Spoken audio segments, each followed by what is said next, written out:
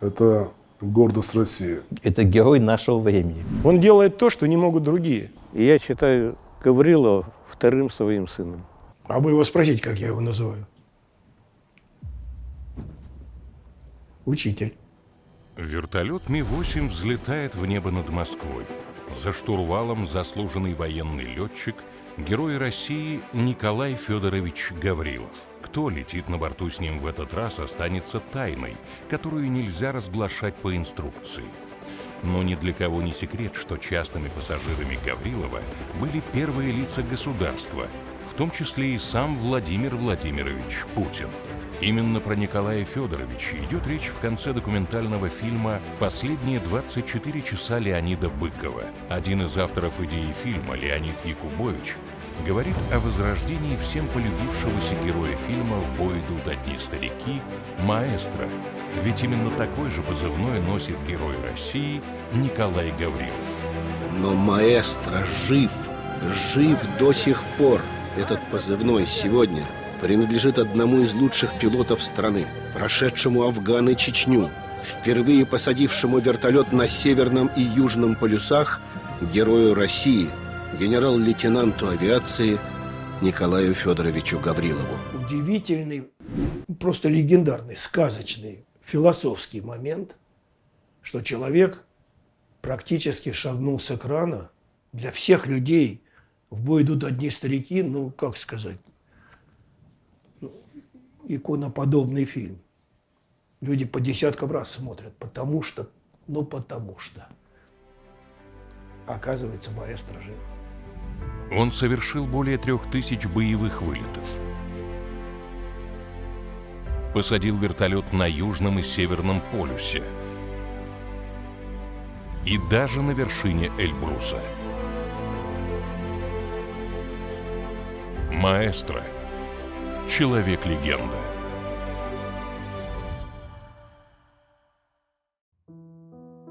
Небольшое чувашское село Ямгличи. Место, где родился Николай Гаврилов. Здесь прошло его детство. Здесь он пошел в 1 класс. И здесь же, как у многих его сверстников, зарождалась мечта. Мечта стать летчиком. Моя детская мечта была стать военным летчиком. Безусловно, когда у нас кумир был космонавт Гагарин, Титов, Николаев, все думали, что это высшее достижение летного мастерства. В принципе, так оно и есть, ведь эта профессия раньше называлась летчик-космонавт. По словам преподавателей, Гаврилов выделялся среди остальных учеников. Он был очень трудолюбив, постоянно тяготел к новому, а порой задавал такие вопросы, на которые было сложно ответить даже самим учителям. Он был лидером в классе. На контрольных работах самым первым заканчивал работу. Стояла около Николая, но он как-то умудрялся передать свою тетрадь тем, кто не смог решить. Очень добросовестный и вот трудяга. Любое дело, которое получает ему, он всегда старался вот как-то, ну, необычно и складно. Вот так у него получалось как-то. Вот этим уделялся. В 2 или в 3 классе он принес в школу свой альбом рисования. И там я первый раз увидел, когда вот пограничник с собакой бежит, он нарисовал. То он тогда с детства еще мечтал быть военным. Первым шагом к исполнению мечты Гаврилова было его поступление по окончанию школы в Сызранское летное училище. Освоение профессии летчика стало его судьбой. Небо распахнуло перед ним свои горизонты. Мечта становилась явью. Это был лишь вопрос времени. Для летчика самое главное – это время. И, как правило, его не бывает, особенно в критических ситуациях, особенно когда именно все зависит от грамотного принятия решения. Конкретно вот по товарищу Гаврилову могу сказать, что этот молодой человек показывал именно ту грамотность, которую вкладывал И не только я, но и старший летчик, командир звена. После училища становление героя продолжилось в небе Афгана. Совершая боевые вылеты в составе вертолетной авиации пограничных войск КГБ СССР, майор Гаврилов к 1985 году занимает уже должность командира эскадрильи. Как говорится, один в поле не воин, и успех, который добивается наш экипаж, зависит от каждого члена экипажа. И вот благодаря всем тем качествам, которые обладает экипаж, мы выполняем обязанности, и результаты неплохие. По окончанию военно-воздушной академии имени Гагарина в 1990 году Гаврилова направляют как знатока афганского неба на территорию Туркмении. Несмотря на вывод советских войск из Афганистана, для пограничников работа кипела день за днем. Больше Гаврилова, наверное, вряд ли кто найдется, кто находился в Афганистане. Вот у нас чуть меньше 10 лет наши войска находились в Афганистане, и все эти 10 лет Гаврилов служил в Афганистане с небольшими перерывами в отпуск. Ну, таких уникальных людей, на пальцах одной руки можно пересчитать. Совершая боевые вылеты, Гаврилов, как и любой летчик, анализировал, искал и открывал что-то новое в своем деле. Одним из таких открытий стали вертикальные низкочастотные колебания, с которыми он впервые столкнулся в 1982 году. После очередной атаки неуправляемыми реактивными снарядами экипажу показалось, что вертолет начал рушиться. Но, к счастью, только показалось. Это были очень сильные вертикальные колебания. Позже стало известно, что и другие летчики попадали в такую ситуацию. Для некоторых она заканчивалась трагично. Окончив военно-воздушную академию, Гаврилов уже в теории, зная причину колебаний, искал выход из них. И, проделав большую практическую работу, нашел. Эта работа привлекла внимание конструкторского бюро, и главный конструктор Московского вертолетного завода Марк Владимирович Вайнберг под мою диктовку согласился написать дополнение в инструкцию экипажа вертолетов всех модификаций Ми-8. Многие руководители испытательных подразделений обращались к моему руководству, к моему командованию. Говорят, у вас есть вдумчивый летчик, отдайте мне его, мы из него сделаем летчика-испытателя. И вот, видать, вот этот слух привел к тому, что мое руководство ввело в штат научно-исследовательского института штат летчика-испытателя. И я имел счастье быть первым летчиком-испытателем в авиации пограничных войск КГБ СССР. Главной задачей научно-исследовательского института было испытание и совершенствование оборудования военной авиации. Так, одной из заслуг Гаврилова по праву является оснащение очками ночного видения военных пилотов. В 1996 году Гаврилов познакомился с конструктором-геофизиком Юрием Грузевичем, под руководством которого были разработаны первые очки ночного видения. Мы сделали эти очки, но принесли в министерство, вот очки. Они говорят, нам эти очки не идите, нам нужна оценка летного состава. Я поехал в Казань, на Казанский вертолетный завод. Приехал, все, я говорю, вот есть очки, у вас есть вертолеты, давайте будем делать ночные вертолеты и полетаем. Они говорят, это что?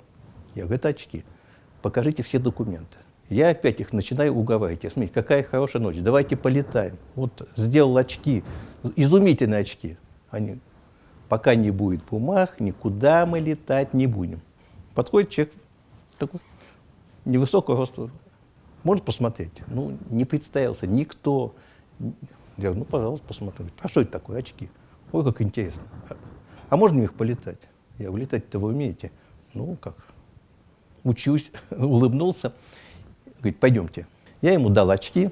Он сел в вертолет, сел на место первого пилота и улетел. Ну, я сидел на поле, ждал, смотрю, летит вертолет. Полетает. Сел.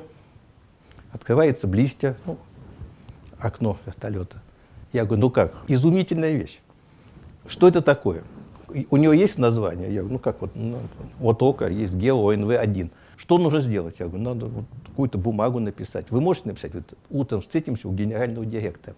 И вот утром уже в военной форме, полковник, летчик у генерального директора Лаврентьева Александра Петровича. Мы встречаемся с ним, и он начинает ему уже настолько убежден, говорит, что уникальная вещь, замечательная вещь. Надо все это дело двигать. Руководство страны и нашего ведомства торопило конструкторов. И мне пришлось активно участвовать в процессе изготовления нашего первого образца этого вертолета. Он назывался Ми-8МН. Модернизированный ночной. В первый же день на испытательном полигоне мы выполнили пуск ракеты по цели. И обе ракеты попали точно в цель.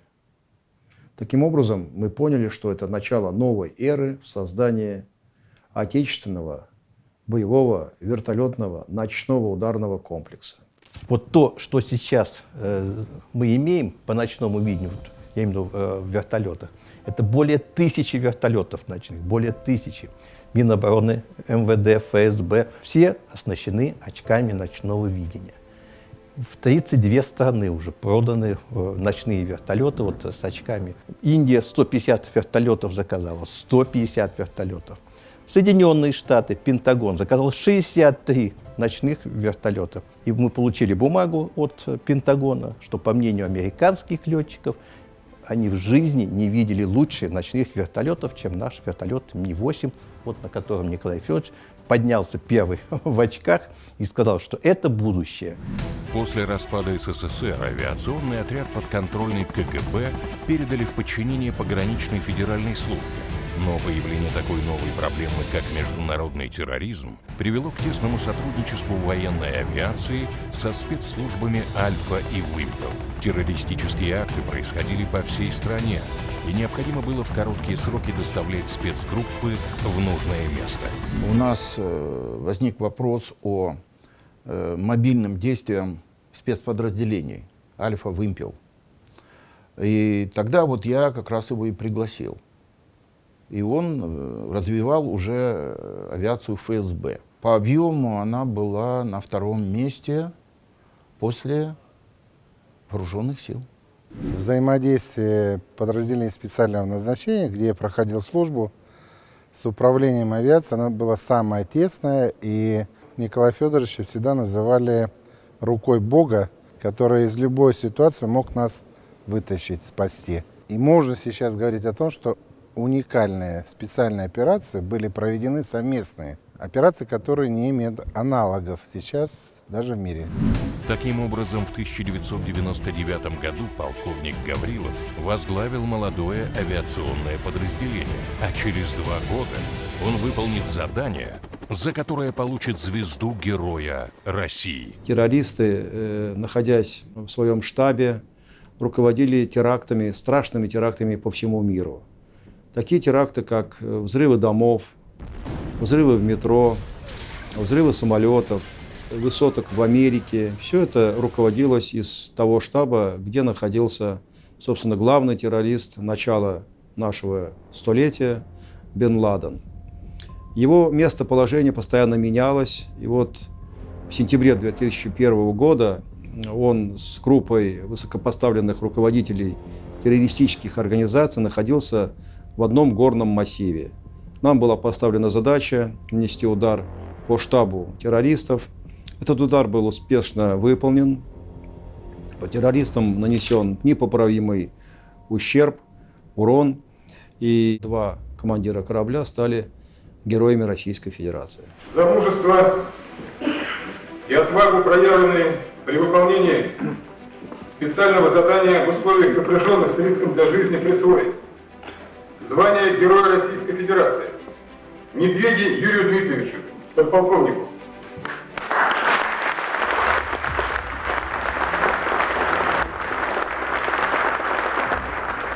Задача была поставлена начальнику управления авиации Гаврилову Николаю Федоровичу, а уже сам Николай Федорович ставил задачу своим подчиненным, в какой роли я и был. То есть задача выполнялась 2 экипажами.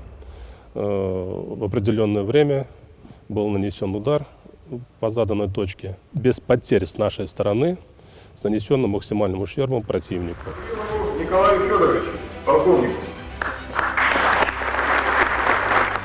Прикрепляя звезду Героя Российской Федерации к моей груди, Он сделал полшага поближе ко мне и тихо сказал лично для меня: а я наблюдал все, что ты там творил.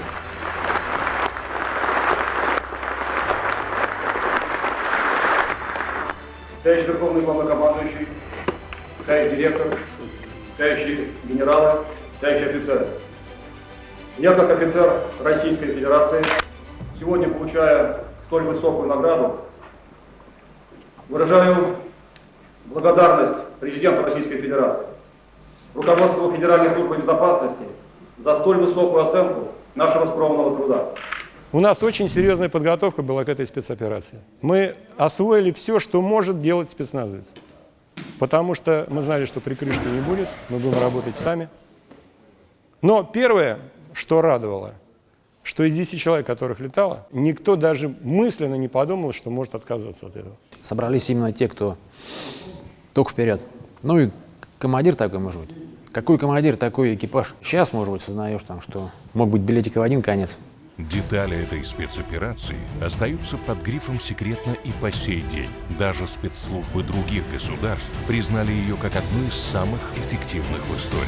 Мы добились мира, чтобы бандиты не развязали здесь больших войн, больших этих столкновений всяких.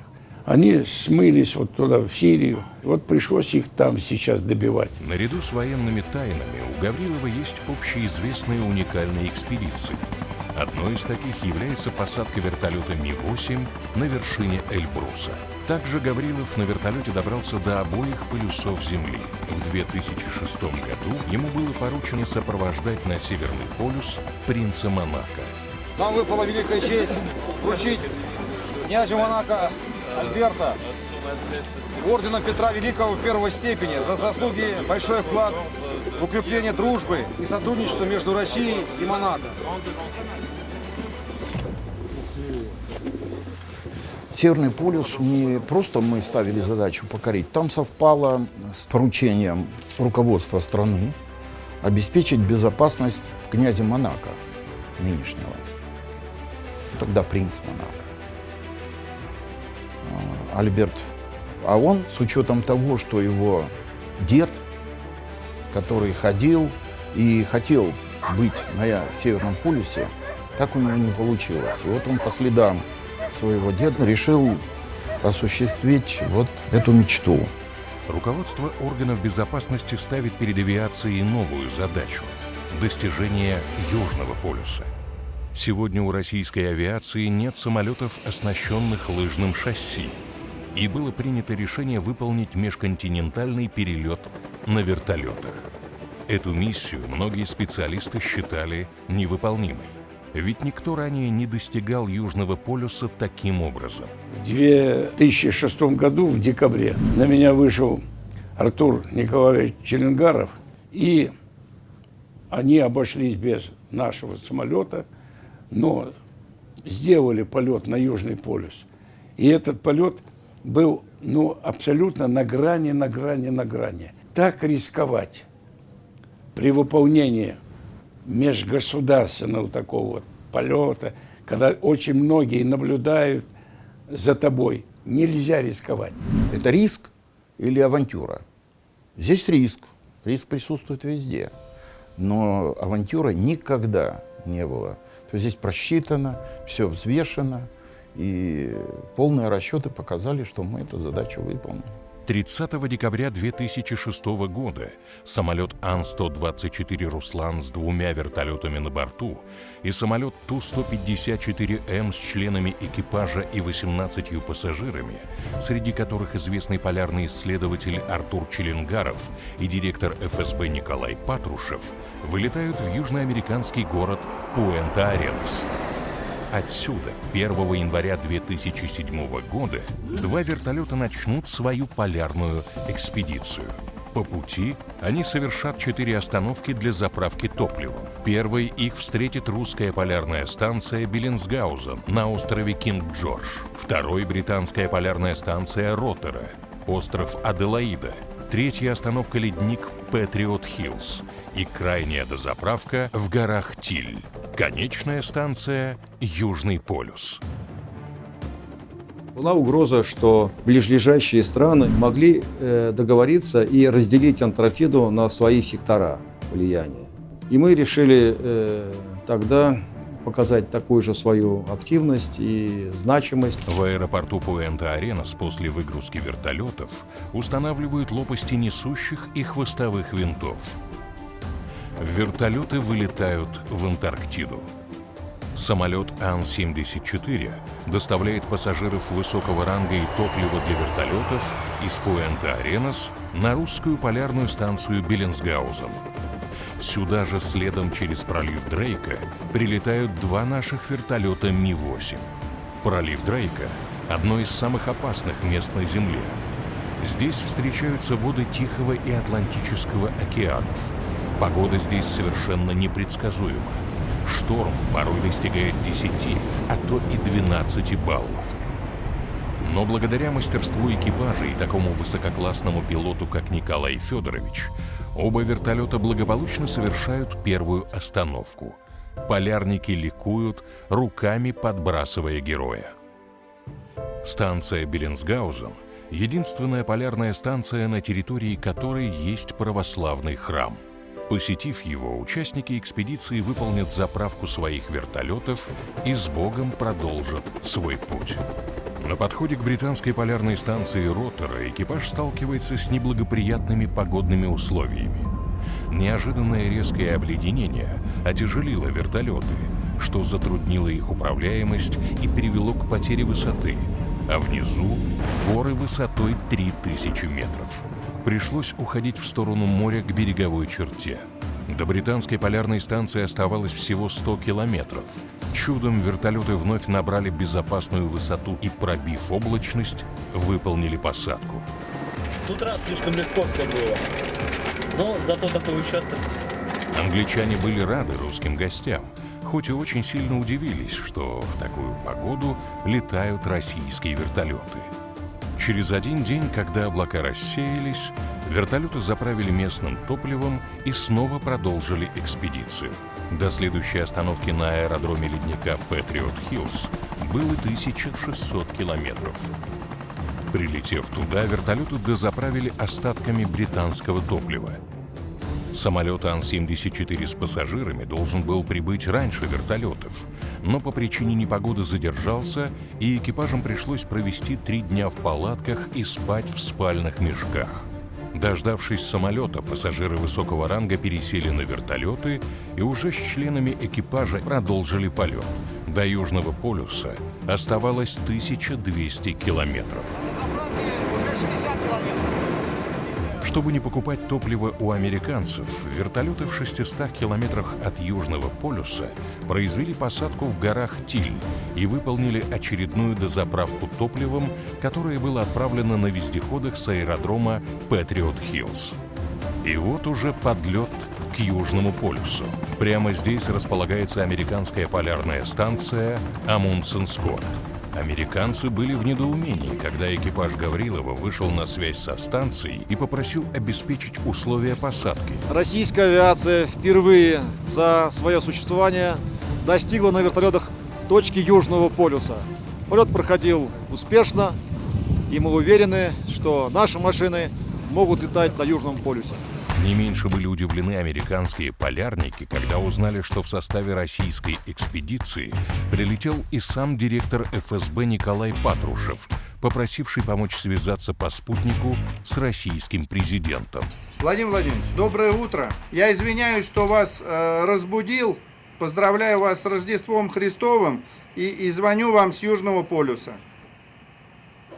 Владимир Владимирович, мы прибыли сюда на авиации Федеральной службы безопасности. Нас здесь встретили наши партнеры, американцы. Проведя в общей сложности на станции 2 часа и подняв флаг России, наши полярники отправились обратно тем же маршрутом. Когда до южноамериканской земли оставалось всего 100 километров, погода снова сыграла злую шутку. Небо окутал страшный шторм. Ветер резко становится встречным, и скорость вертолетов падает до 20 километров в час, а топлива оставалось всего на полчаса. Ситуация казалась безвыходной. Члены экипажа уже были готовы попрощаться друг с другом.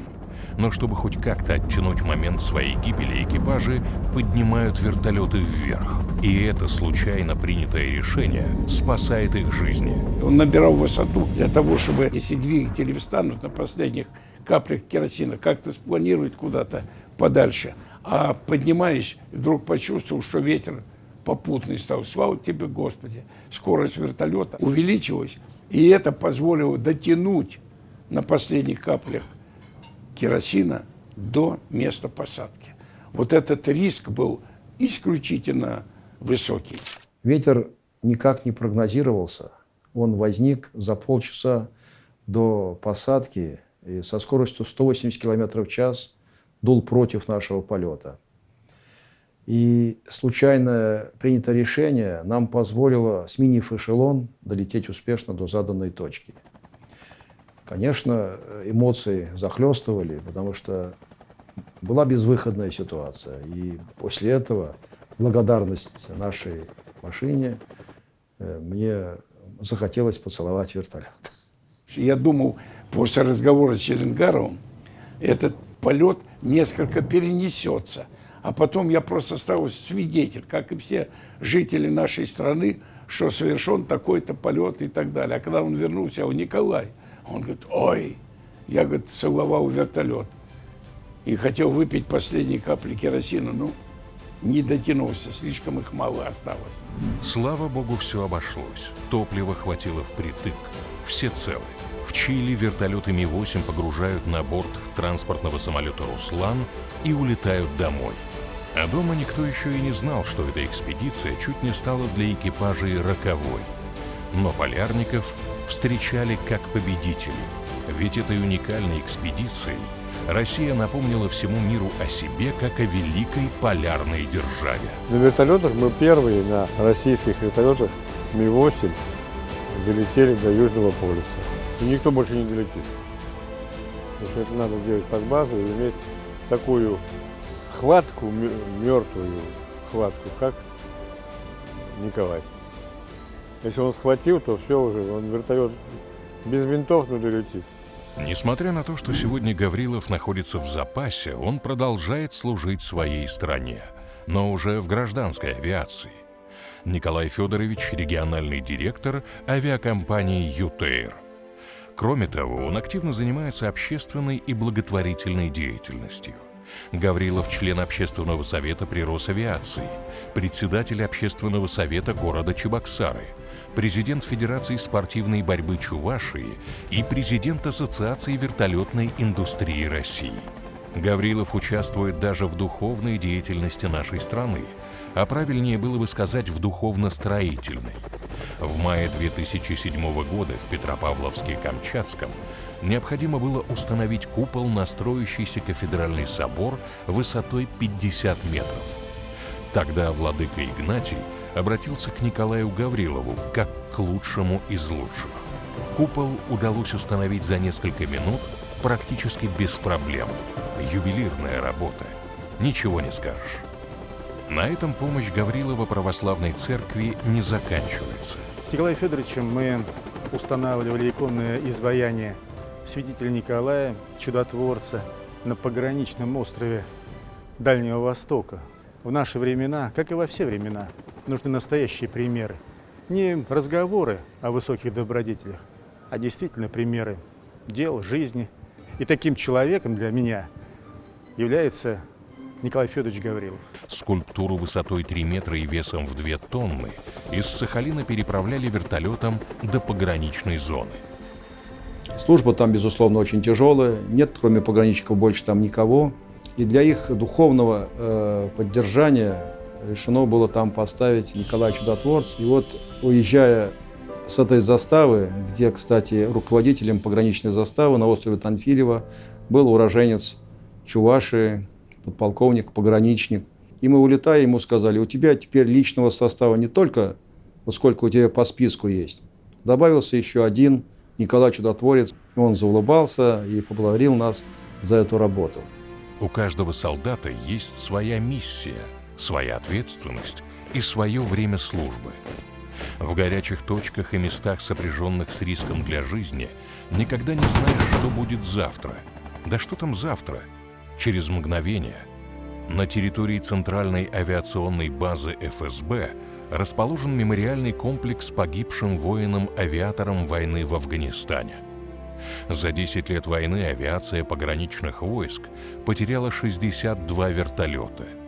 Имя каждого авиатора-пограничника выточено на плите. Здесь же 3 монумента с орденом Красной Звезды и боевого Красного Знамени, олицетворяющие 3 полка и 1 эскадрилью, базировавшиеся в Душанбе, Мары, Алмата и Учарал. Комплекс был изначально создан за пределами России, но в силу политических обстоятельств там комплекс был не востребован, и поэтому Николай Федорович Гаврилов принял решение привести элементы этого комплекса именно в нашу центральную авиационную базу. В органах безопасности, именно связанные с афганскими событиями, единственный мемориал по нашей стране.